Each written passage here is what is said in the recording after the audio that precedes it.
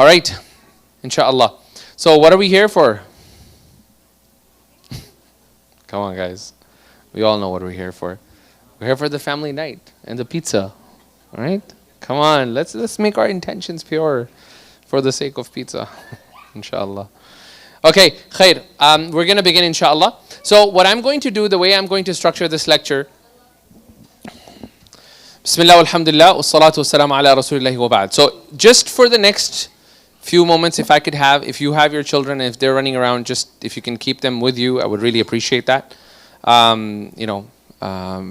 Just so that we can actually get the momentum going.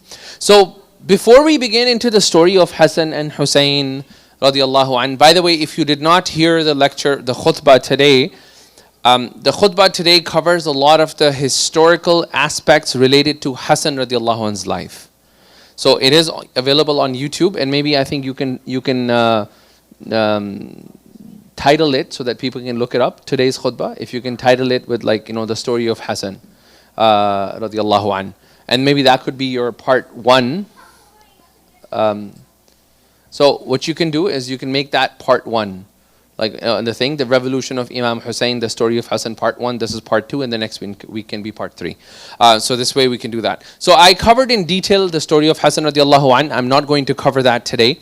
What I am going to cover is the political climate that we must understand to be able to understand this context from a holistic view. Not a view of who is, we belong to the Sunnah or we belong to this side. We're not here to study that. We're here to study the holistic view of what was taking place. So, Quraysh, they consisted of many tribes or many clans. So there was a qabila, and they used to call them households or not qabila, what's the word for it? A'ila, awa'il. So these were these households, right?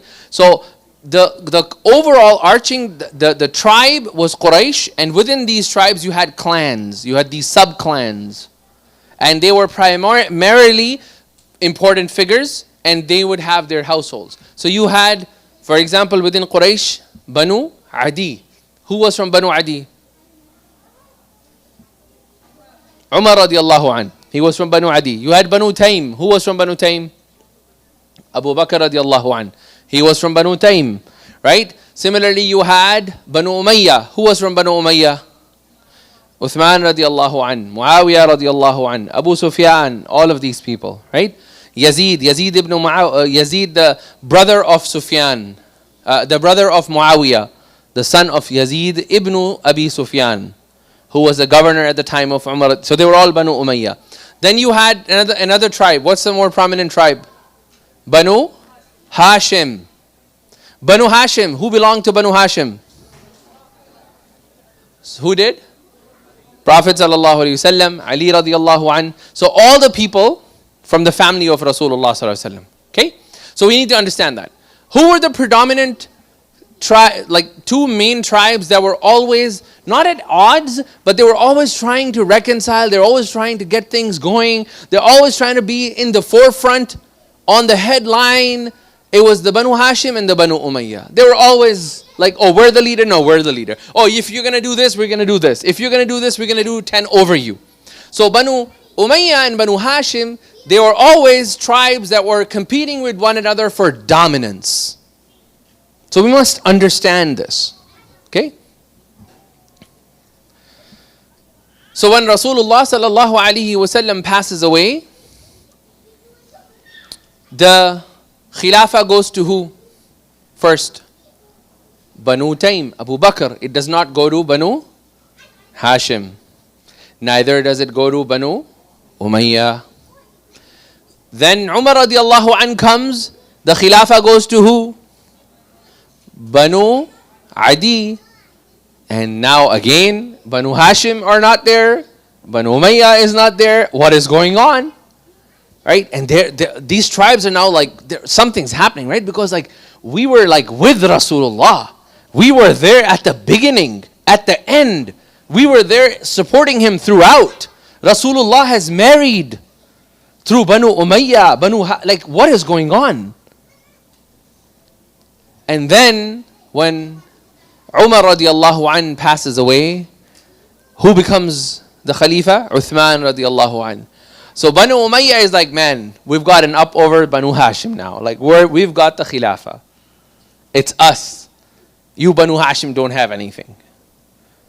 Right? Banu Hashim had Rasulullah sallallahu alaihi wasallam. They didn't need anything. But still, right? Human nature. So they were at odds like that, and this is what happens, and they end up becoming the leaders. Okay? So this is something important for us to understand. This is how the story is going to play. Okay? The second element that we must understand at the time is the concept of how Khilafah, or what is Khilafah, or how it is given during the Muslim Ummah or during the life of Prophet ﷺ and after. So the concept of Khilafah is a very important topic for us to understand.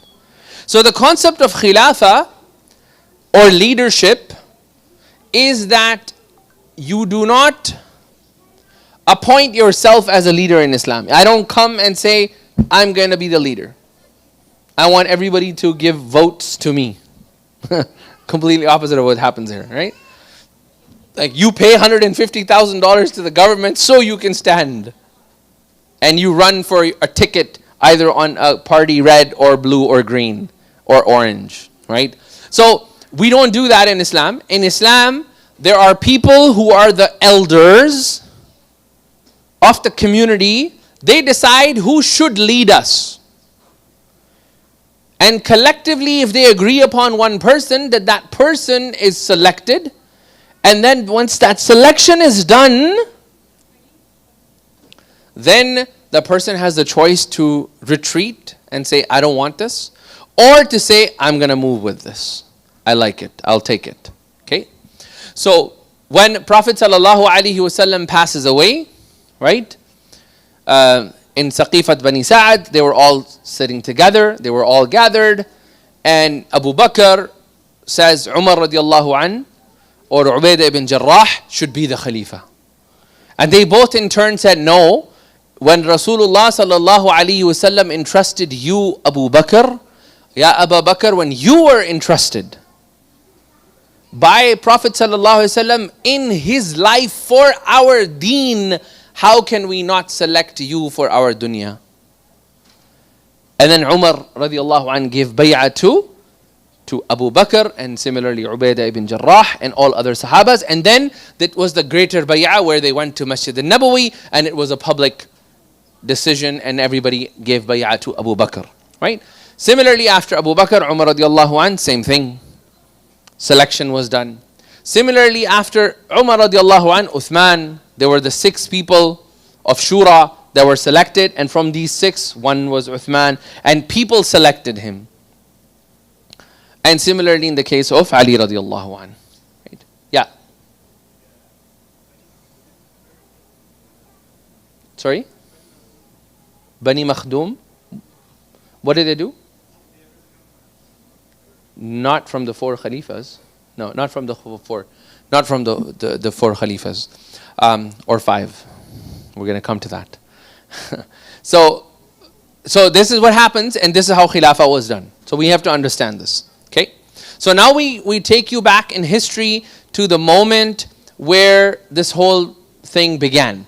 Where was the scuffle? Where did it all begin? It all began when there was a group of people. There's a lot of historical context to it because of the shortage of time. They were unhappy with certain decisions of who? Uthman radiallahu an. So long story short, it was a very long story. It's like an hour lecture on its own. They killed Uthman radiallahu an. Now Uthman is from which tribe? Banu Umayyah. You must understand this. Who comes into power after Uthman radiallahu an? Banu Hashim, Ali radiallahu an. What do they want? What does Muawiyah want? And the wife of Uthman radiallahu an, she wants revenge. She wants revenge. From who? From Banu Hashim. And Banu Umayyah's demand is, look, we're the big tribe. You hand over the culprits. Give them to us. We will take care of them. That's our right in Islam. And Ali radiallahu an understood. And he said at that point, look, let's figure this out. Let's settle in. And he was a more diplomatic, political decision.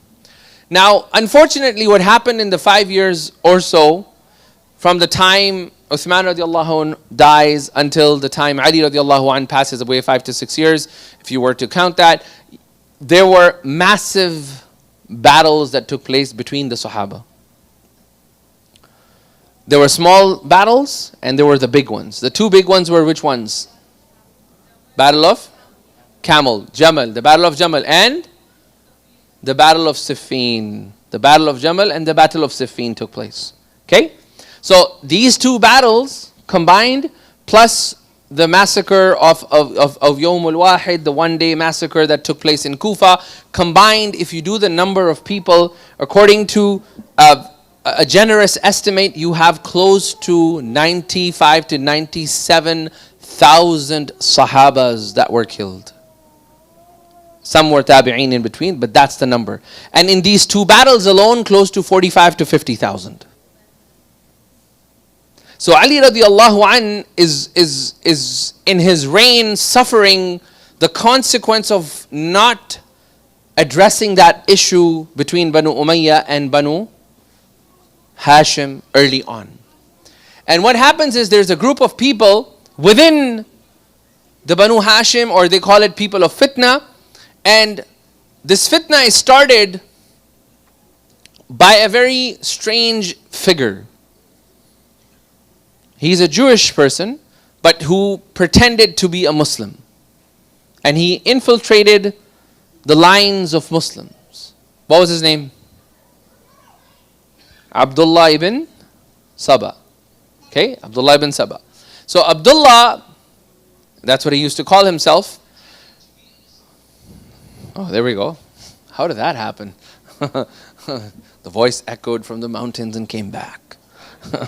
Right? So he pretended to be a Muslim, and he was amongst the Muslims.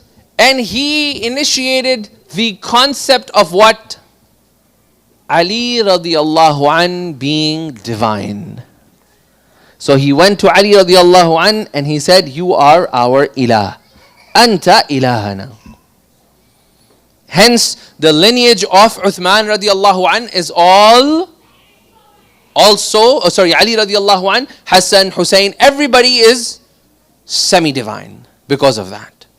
So he started this, but Ali radiallahu an did not, obviously, did not take, this matters lightly. He actually, during the end of his, the 5 years, during the 4th year, he actually caught Abdullah ibn Saba, and he found out who is spreading this within the Muslims, and he caught him.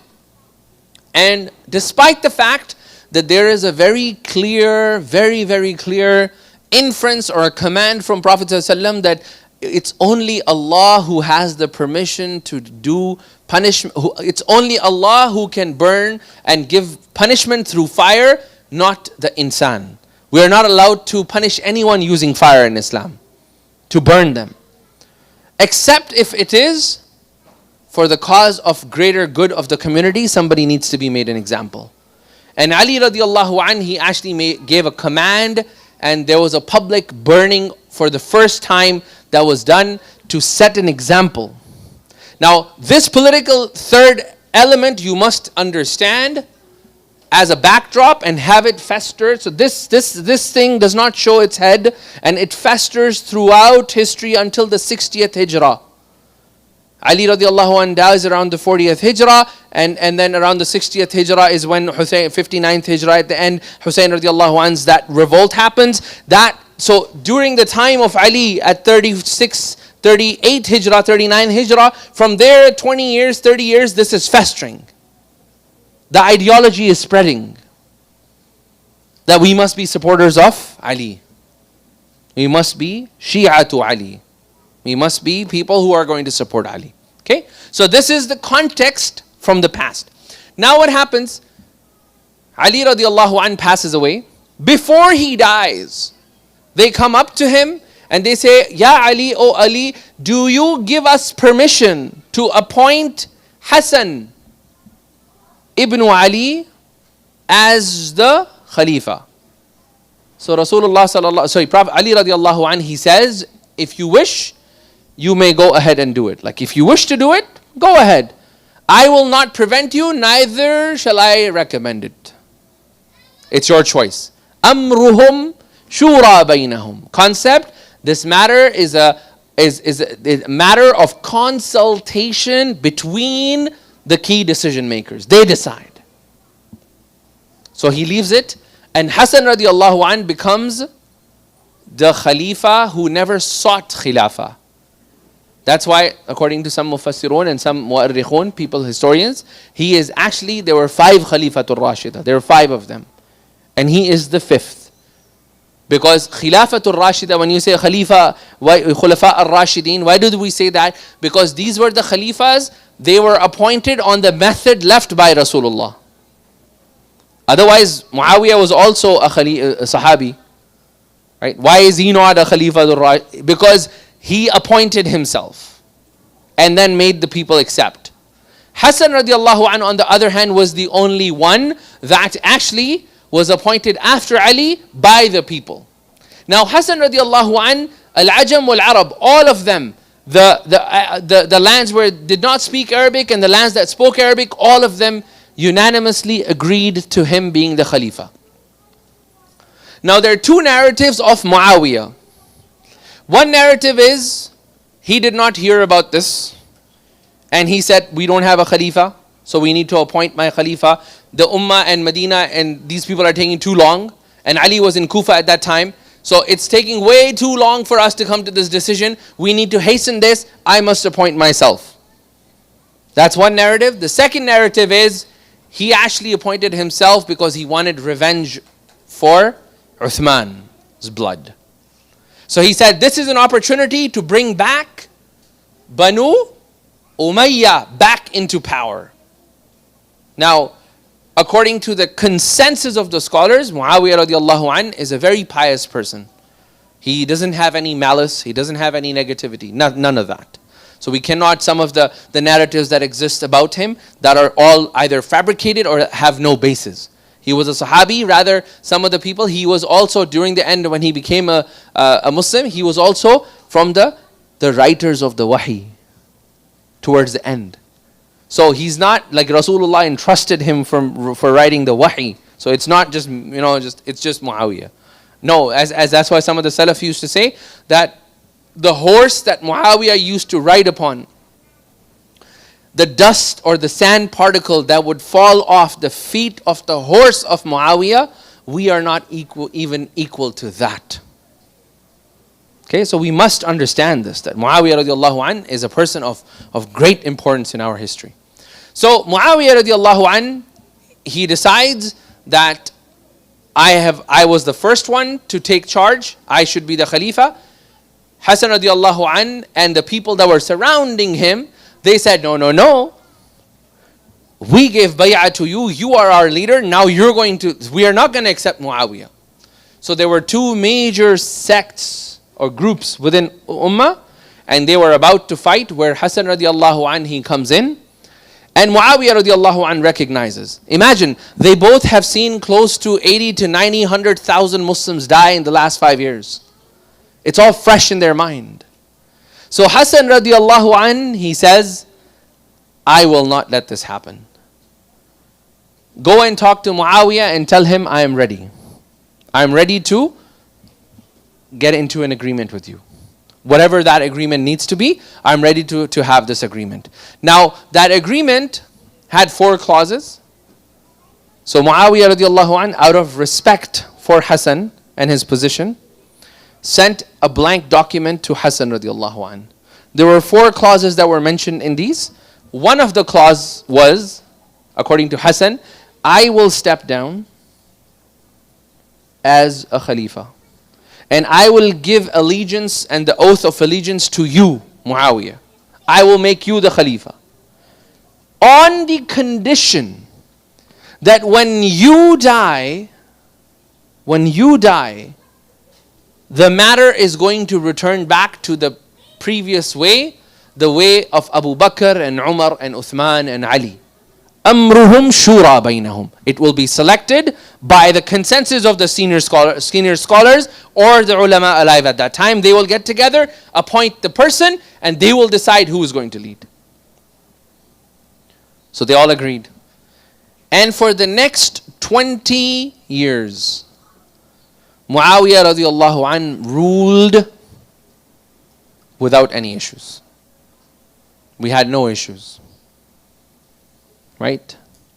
So for 20 years, everything was good.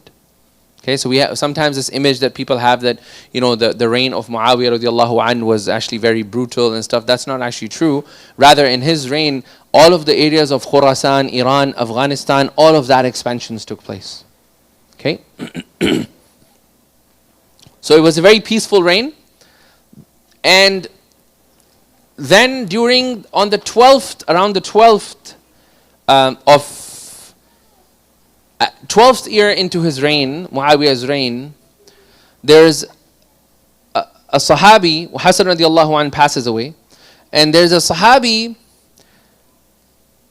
by the name of Mughira ibn Shu'bah. He is from one of the ones who give bay'ah under the tree. Allah says Allah is pleased with the ones who give bay'ah, allegiance to you under that tree in the Quran. From those, he says to Muawiyah, he said, look, the state of the ummah is such that people have forgotten how to make decisions anymore. And the generation that was trained by Rasulullah sallallahu alaihi wasallam, most of them are gone. You have Sahabas that were 5, 6, 7 years old when Rasulullah died. Now they are older, but they have not done, they were not the ones who Rasulullah did tarbiyah to. They were kids when Rasulullah died. And you are one of the few left. So in the world right now, if you make a decision, and why don't you find a person that you want to appoint as a Khalifa, and you train him under you for the next 5, 6, 7, 10 years, however long Allah gives you life, but now you have somebody that was trained under the guidance of somebody who Rasulullah ﷺ trusted for the wahi. That would be a really good matter. So because of that, Muawiyah really thought about it and he said, you know what, that's a really good point. I should do that. Purely a political decision. For the benefit of the ummah. We must understand this. It was not for his personal benefit. So Muawiyah radiallahu an, he appoints who as the Khalifa after him? Before even his death, he says, Yazid ibn Muawiyah is going to be the leader after me. Now, to this, every single governor, Muslim, that existed in the Muslim lands at that time, unanimously agreed to Yazid. They agreed to be ruled and governed by Yazid after Muawiyah, except 5 people. Who were these 5 people? Sorry? Hazrat Hussain radiallahu an, Abdullah Ibn Zubair, Abdullah Ibn Umar. Who else? Abdullah Ibn Abbas. Who else? Abdul Rahman Ibn Abi Bakr, the son of Abu Bakr. 2 of them are from the lineage of Abu Bakr. Abdullah Ibn Zubair, the grandson of Abu Bakr radiallahu an, and Abdul Rahman Ibn Abi Bakr, the son or the brother of Aisha radiallahu anha. So these 2, then Abdullah ibn Abbas from the uncle of Prophet sallallahu alaihi wasallam, then Abdullah ibn Umar, the son of Umar radiallahu an, and Hussain ibn Ali.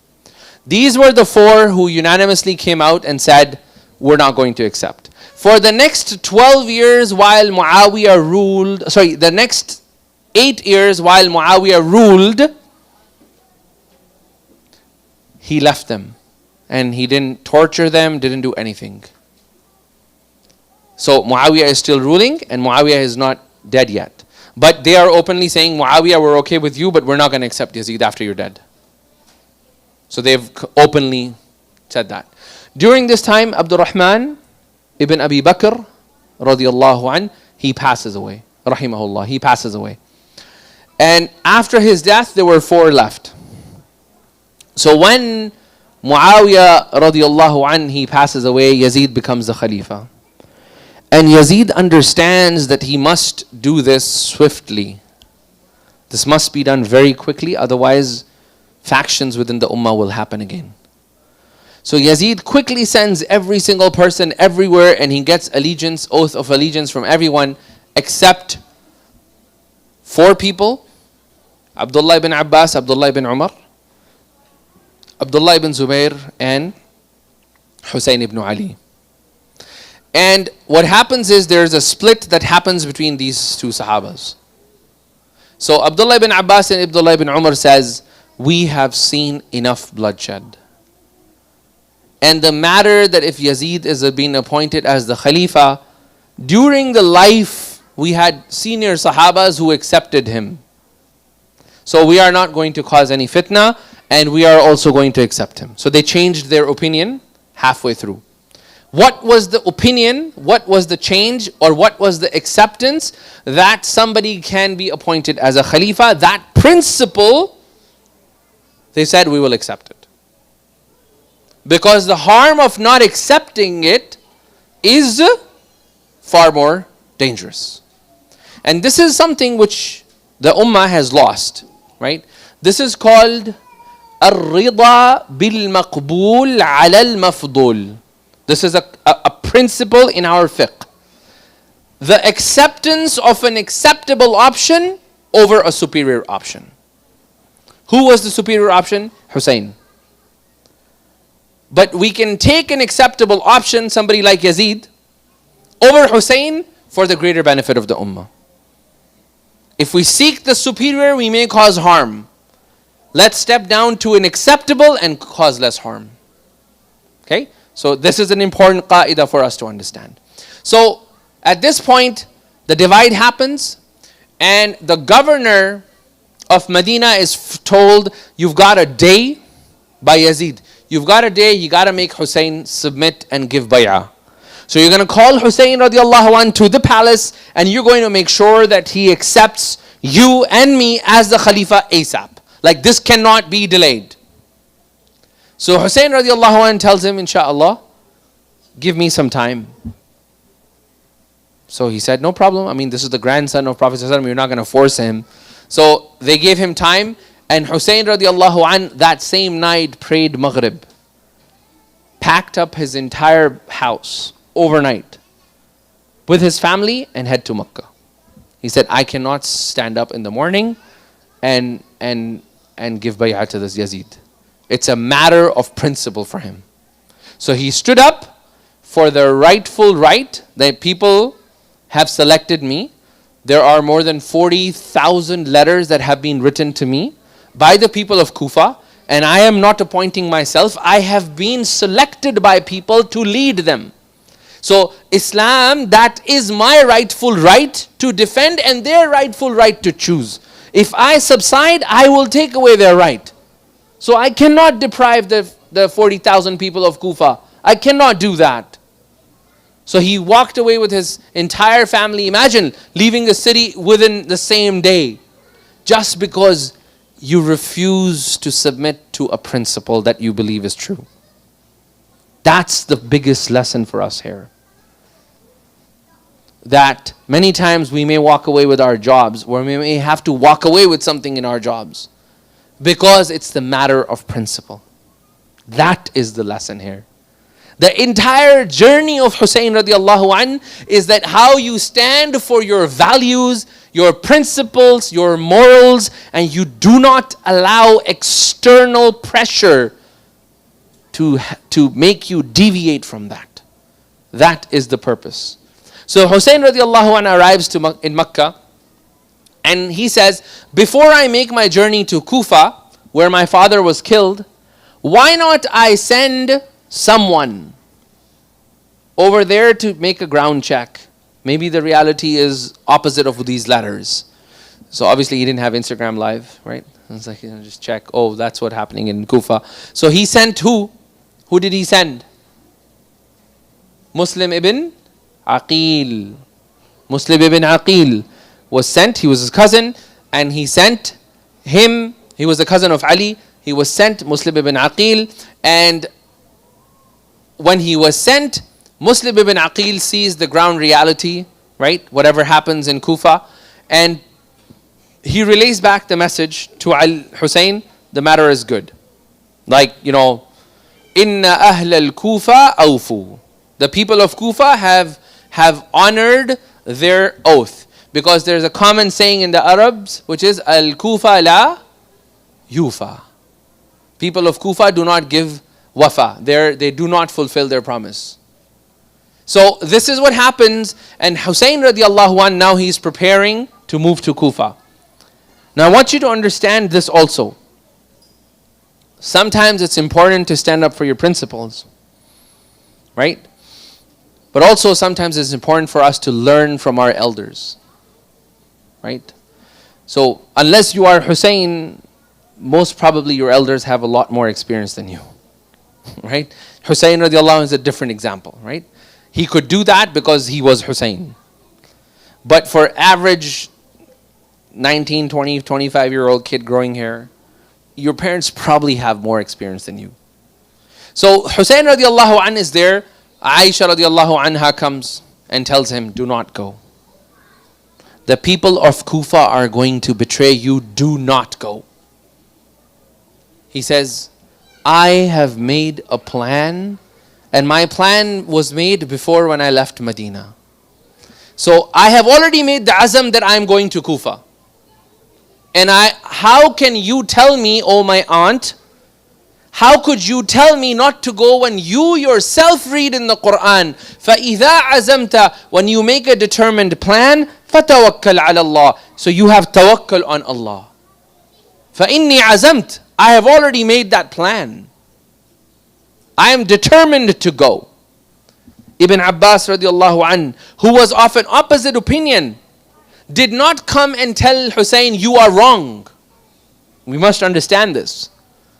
Although Ibn Abbas submitted to Yazid, he did not come and said to Ibn Abbas, who is he? He said, I do not know of an ayah in the Quran except I know where it was revealed, what was the purpose and what was the reason behind why it was revealed. There is no tafsir that can give you that information.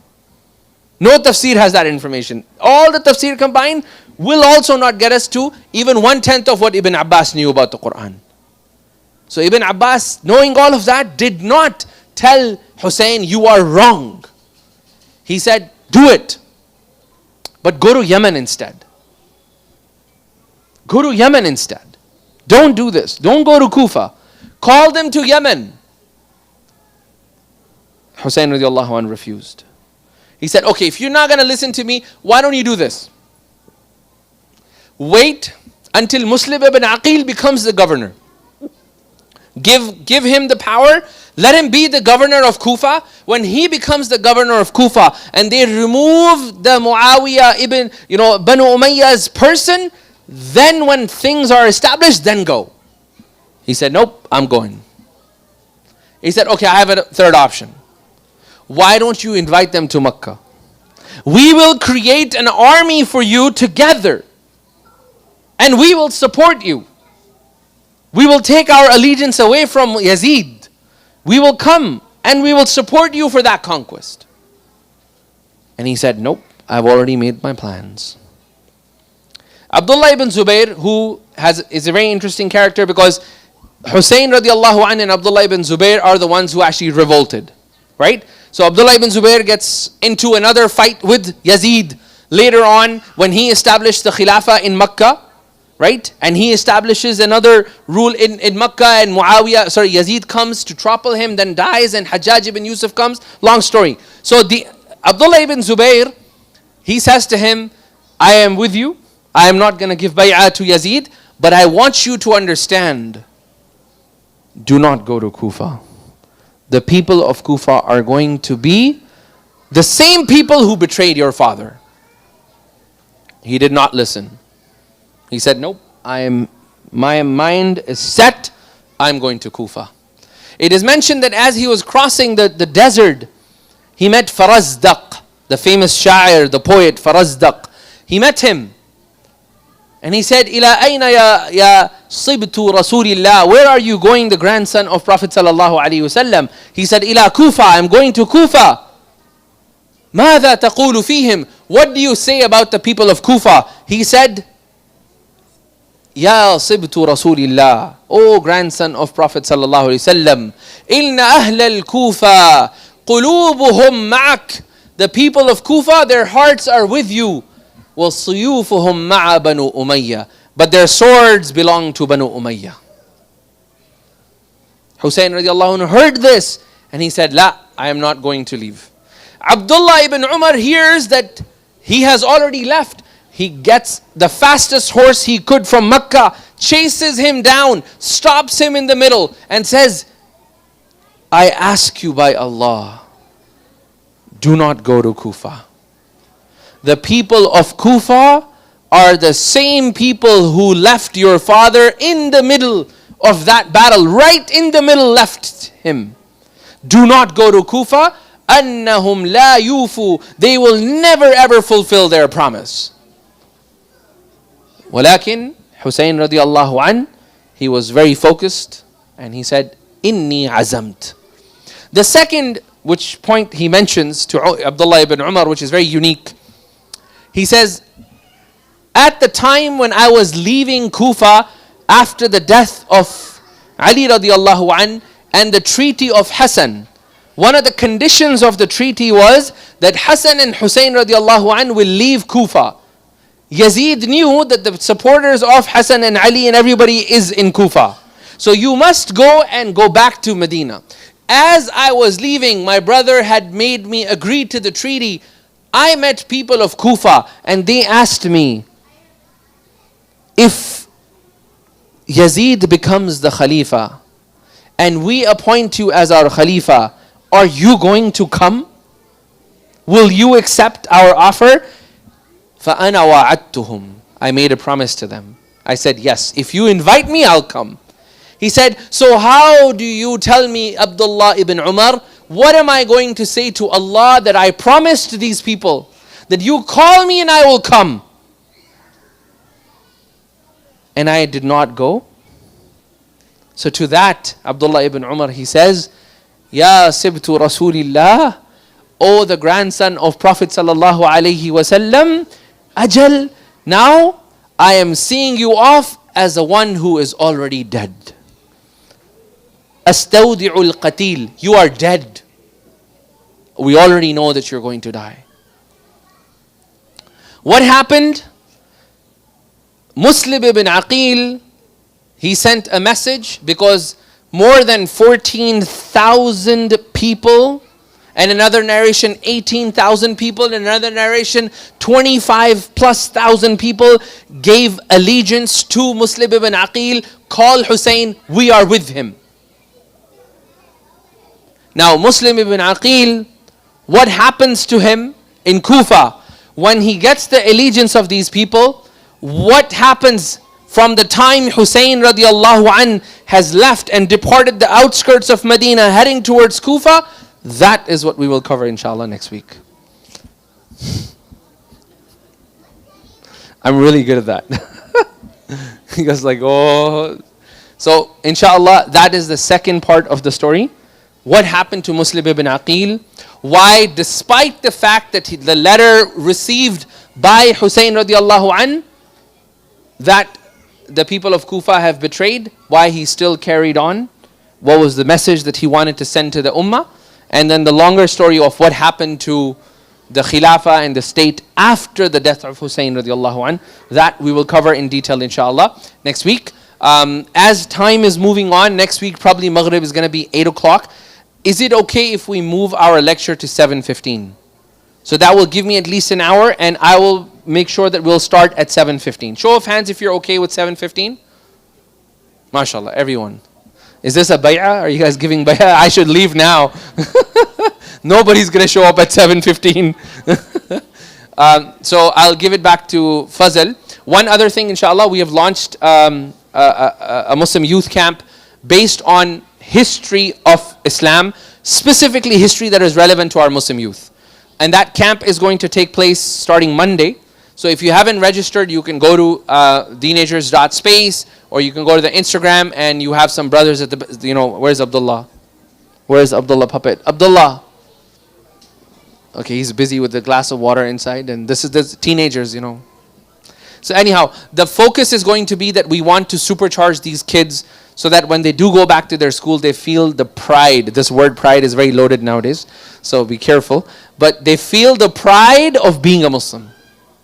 So with this historical context and detailed analysis of certain incidents that happened during the life of Rasulullah, that could help shape their identity and hopefully protect them when they go back in September, inshallah. And I'll give it back to Fazal, inshallah. Jazakallah khair.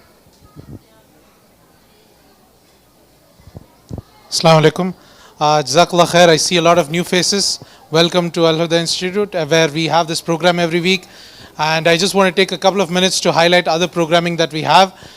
So we have two programs that we are launching, inshallah. One is the Talim al-Quran Urdu, for those of you who are Urdu speakers and looking to enhance your knowledge. It will be taught by Dr. Zubair, and it will be on Wednesdays and Sundays. We also have the Talim al-Quran in Urdu for women, which is going to be on the weekdays, Tuesdays to Thursdays, and that will be taught by Dr. Farhat Hashmi. And those are both part-time, as again, limited hours. We also have a full-time women's Talim al-Quran course in English. So that's our flagship program, where we teach, word-to-word translation, among other things, which really benefits everyone in the long run in understanding the religion. We also have the Friday program, as you all know, and on Saturdays we have Ustad Samir Hussain, who's teaching Imam Nawawi's 40 Hadith, and that is also an excellent program for those of you who are looking to have a more intellectual discussion about the issues that we have today in the context of the Hadith, and what lessons we can take away from them. So Jazakallah khair for coming, and hope to see you all inshallah next week as well. And we have Maghrib in about 5 minutes, so you can do your wudu, and right after we can it's 8:16. Okay, sorry, then I'm wrong. So it's already Maghrib, so we'll pray, and inshallah we can have pizza right after. Okay, sorry. And if anyone is interested in sponsoring the meals that we offer on Fridays, please reach out to me, and we can get you in scheduled for that as well. Jazakallah khair. Assalamu alaikum wa rahmatullahi wa barakatuh.